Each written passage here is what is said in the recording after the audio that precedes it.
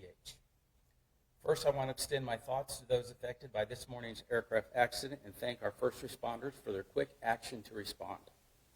The Airport Authority and its mutual aid partners responded to an aircraft accident at RDU involving a general aviation aircraft. The accident occurred at approximately 10:10 a.m.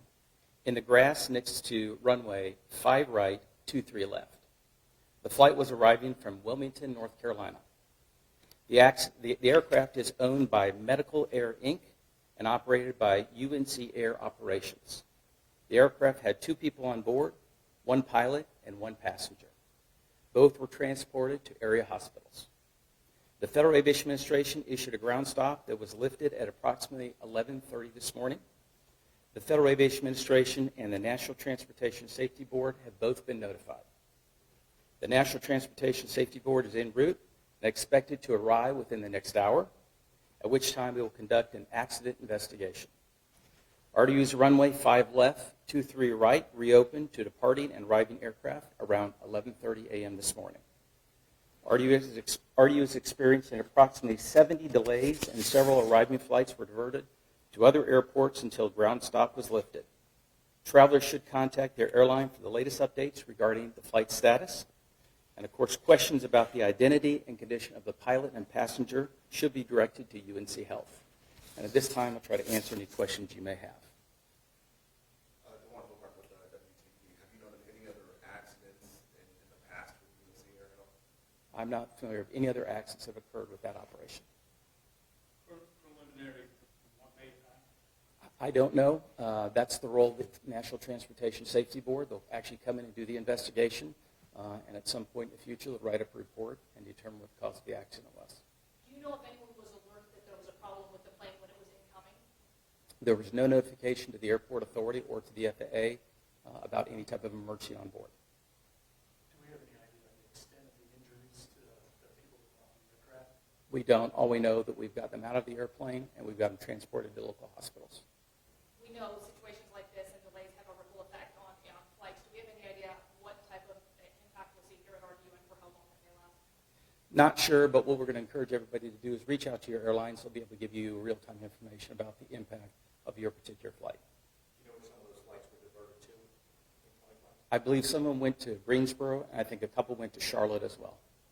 Will any flights be impacted due to the NTSB investigation? Say that one more time. You said the NTSB is coming in. Correct. Will that impact flights at all in any way? At this point in time, what we call the west side of our airport is now open. The investigation they'll conduct will all be on the east side. So at this point, we are anticipating normal operations, returning to normal operations from this point forward. I don't think that anything that they're doing regarding the investigation or where they would have to investigate would have any impact to the west side of the airport. So the debris is off the airfield? The The aircraft is off or has been moved? No, the aircraft is still on the airfield itself. It's on the east side of the field. So Terminal 1, that runway is the east side of the field. That's where the debris field actually sits. The west side of the field is open and operational and safe to operate. Was there any communication between the pilot and aircraft control before that crash? Not that I'm aware of. All right, one more question. In operations for RDU throughout this event today, what was your main concern concerning the passengers that were in terminals and passengers already on the ground?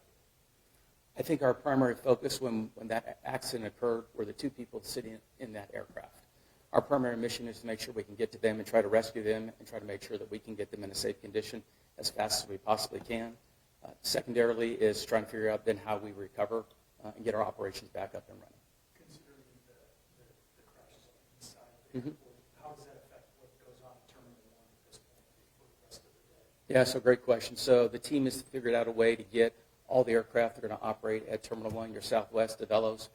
We've got a crossover taxiway that we can actually get them through. Our general aviation aircraft, we've got a crossover taxiway we can get them to.